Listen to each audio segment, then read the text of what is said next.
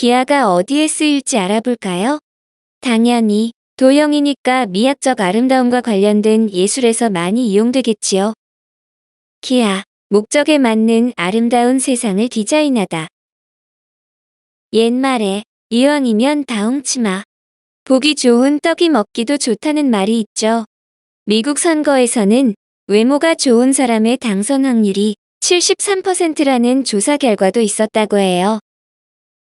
예전의 산업화 시대에서는 제품의 디자인보다는 기능성에 중점을 두는 방식으로 생산을 했다면, 산업화 이후 정보화 시대와 지식들이 융합되는 4차 산업혁명 시대에서는 제품의 기능성은 기본이고 여기에 오감을 만족시키는 디자인에 더욱더 중점을 두는 방식으로 생산을 해요.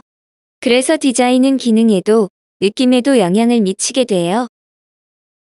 전화기가 널리 보편화된 이래로 오늘날의 스마트폰 시대에 이르기까지의 여정을 살펴보더라도 점차로 전화기의 주목적인 통화의 기능성을 초월하여 여러 가지 기능이 포함된 스마트폰의 등장으로 이제는 오감을 만족시키도록 제품의 디자인이 진화를 하고 있어요. 디자인에서 선이 주는 느낌을 간략히 정리해보면, 직선은 단순함, 경직성, 강함, 예리함, 직접적 긴장감, 속도감, 명쾌한 이미지를 주며 주로 남성적인 이미지와 연결되어 있어요.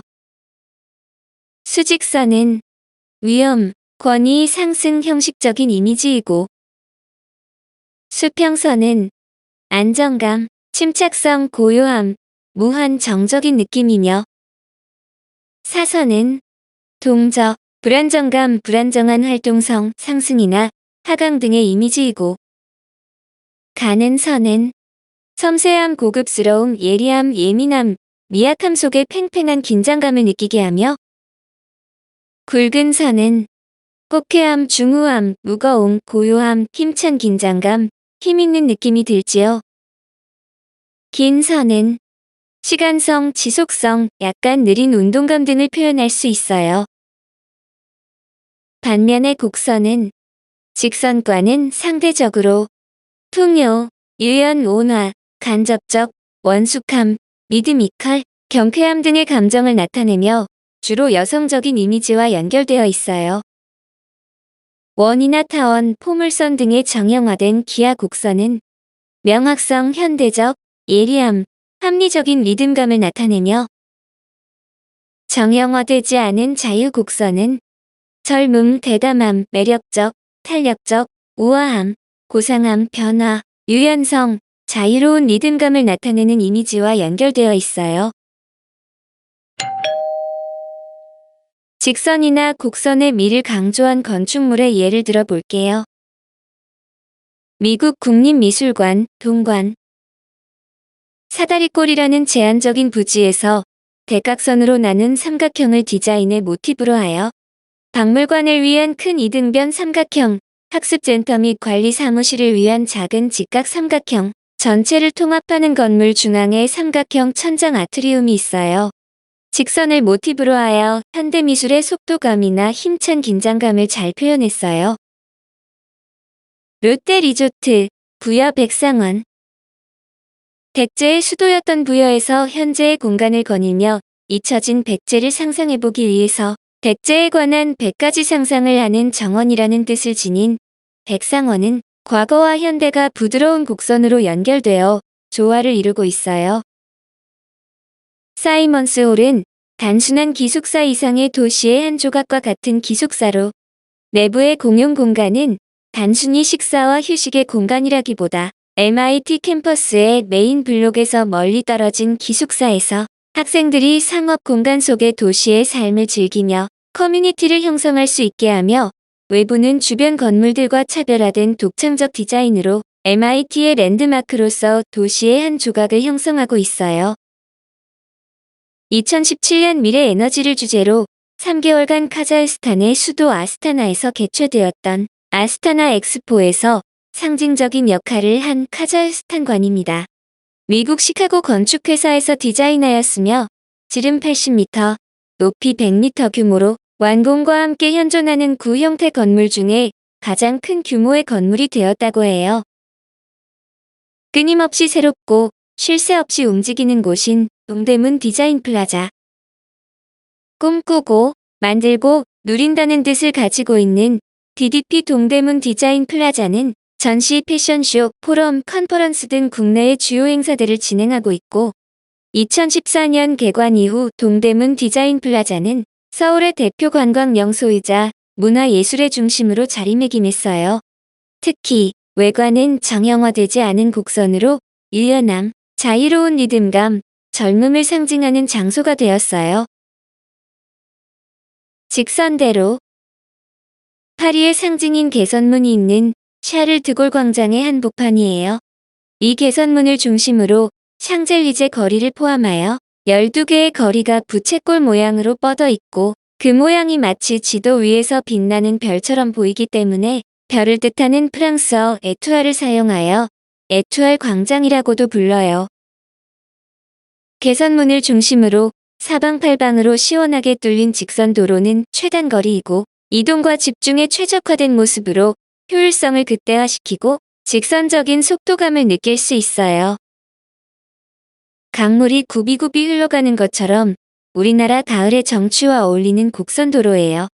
이동의 편리함과 시간을 절약하기 위해서 직선적인 고속도로를 이용하고 반면에 시간적 여유가 있어 주변의 자연을 느끼고 심리적인 안정을 위해서라면 이와 같은 역동적인 곡선도로를 이용하겠죠? 각 나라마다 다양한 모양의 전통적인 문양들이 존재하죠. 이 문양들에도 직선과 곡선을 이용하여 아름다운 문양을 만들어내죠.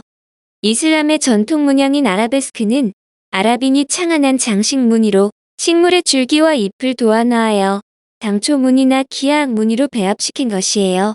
정다각형과 원을 활용하여 대칭과 반복으로 아름답게 장식을 했어요.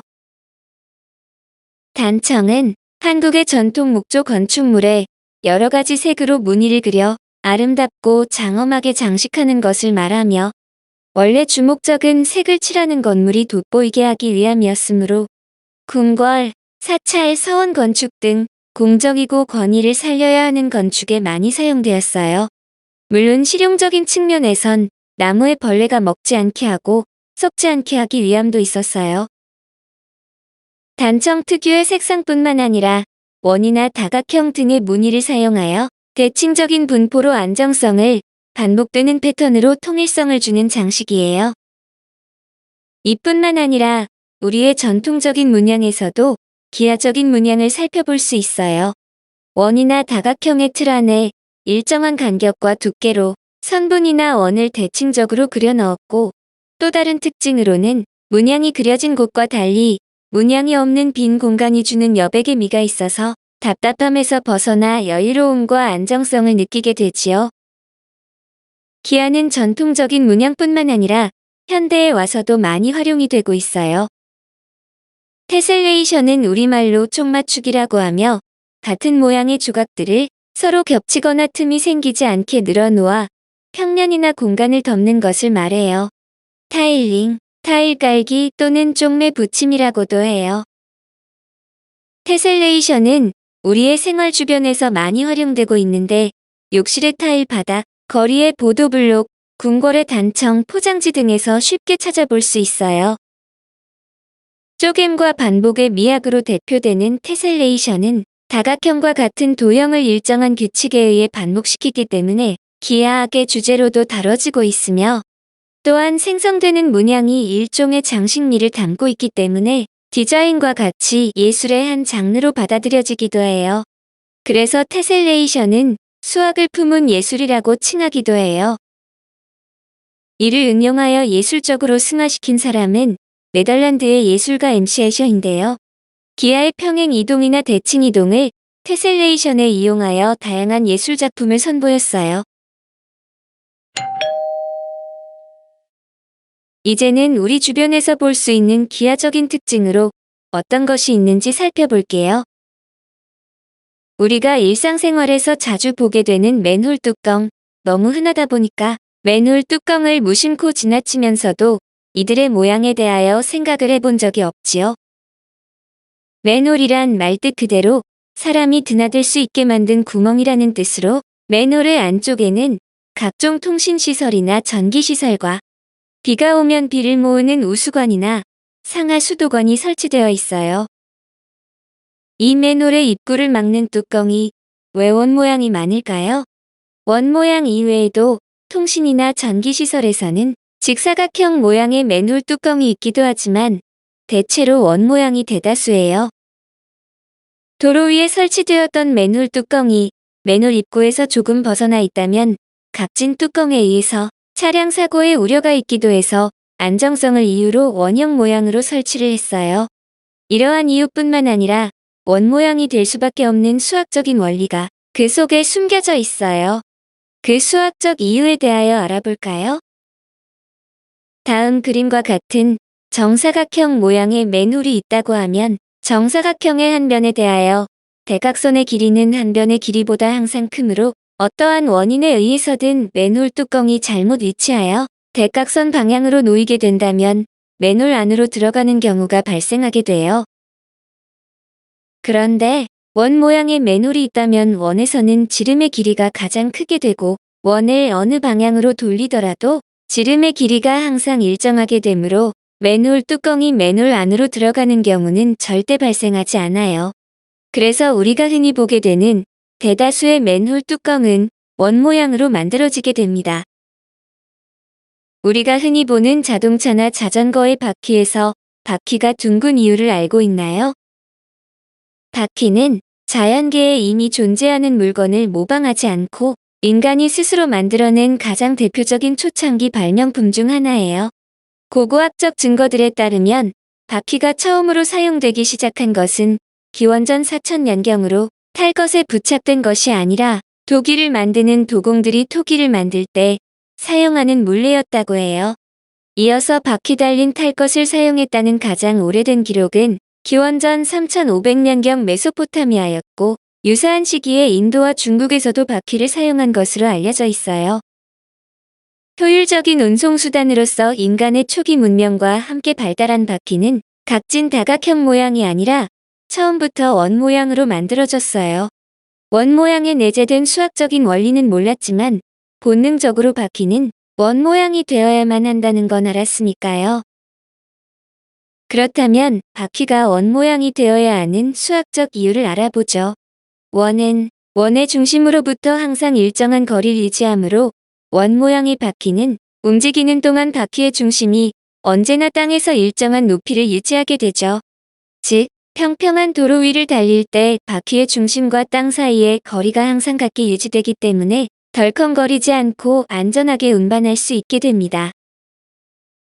만약에 바퀴가 다음과 같은 삼각형의 모양이라면 삼각형의 무게 중심에서 각 변에 이르는 거리가 달라지므로 운전하는 사람이나 운송되는 물건이 위아래로 심하게 흔들려서 안정적으로 이동할 수 없게 되죠.